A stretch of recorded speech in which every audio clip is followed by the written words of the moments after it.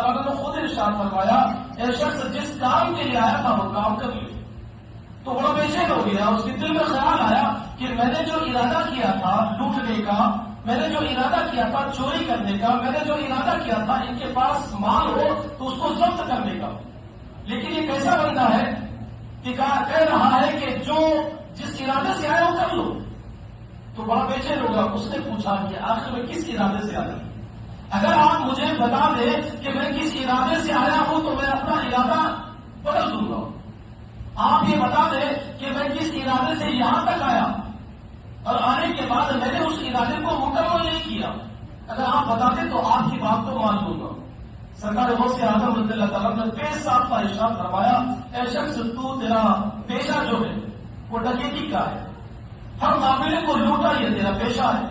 تو یہ آیا تھا اس ارادے سے کہ تنو تنہا آدمی آ رہا ہے، اس کے پاس مال و زر ہوگا، سامان ہوگا یا کچھ خزانہ ہوگا، لوٹنے کے لیے تو آیا تھا. اگر تو اپنا کام کر لے اور میں اپنا راستہ چل لیتا ہوں. جیسے اس بندے نے ان تمام الفاظات کو سنا تو پوچھنے لگا کہ آپ کون ہیں یہ تو بتائیں. اس لیے کہ پوچھنے کی وجہ بھی یہ تھی کہ نورانی چہرہ تھا، چہرے سے نور دمک رہا تھا. نورانی چہرے کو دیکھ کر پہلے سے فریفتہ ہو چکا تھا اور گفتگو کو سن کر اور ان تمام معاملات، ان تمام معذرات کو دیکھ کر اور بھی پریشان تھا. عرض کرنے لگا حضور بتائیں کہ آپ کون ہیں؟ تو فرمایا کہ میں شیخ عبد القادر جیلانی.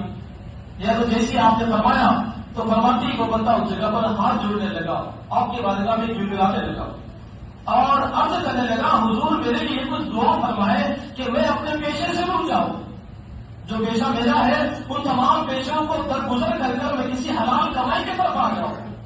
سرکار غوث اعظم نے مراقبہ کیا اور اسی طریقے سے اس جگہ پر اللہ کے بارگاہ میں مناجات کیے، دعا کیا، سجدہ کیا، اللہ کے بارگاہ میں دعا کیا کہ مالک مولا یہ رہزن تھا، یہ چوٹ تھا، اے اللہ تیرے بارگاہ میں یہ بندہ آیا ہے، اللہ اسے قبول فرما، اس کی غلطیوں کو معاف فرما دو.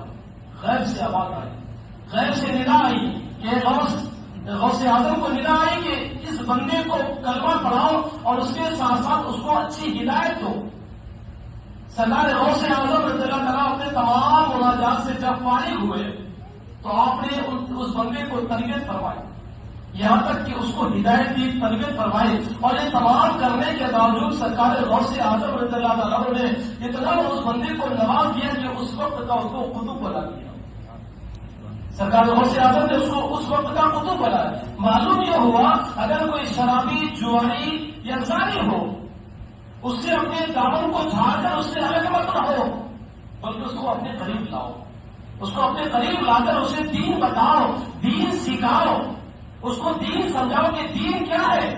اسے تو پتا نہیں کہ صبح اٹھ کر دوستوں نے کہا تھا کہ فلاں جگہ پر چلے جاؤ شراب پینے میں مل گئی، وہ اسی نشے کے چکر میں چلا گیا. اسے کیا پتا کہ شراب پینے کے بعد اس کا گناہ کتنا ہے.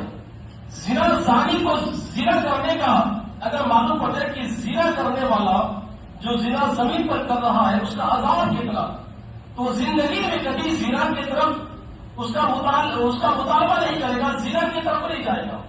حدیث پاک میں آتا ہے کہ اللہ کے نبی صلی اللہ علیہ وسلم نے بے صاف کا ارشاد فرمایا کہ ایک زانی ایک زانیہ دونوں جس مقام پر زمین کے جس حصے پر زنا کرتے تو دونوں زنا جس جگہ پر کرتے ہیں تو اللہ تبارک و تعالیٰ کے رسول صلی اللہ علیہ وسلم نے فرمایا کہ دونوں کا ایمان ان کے جسم سے نکل کر معلق ہو جاتا ہے.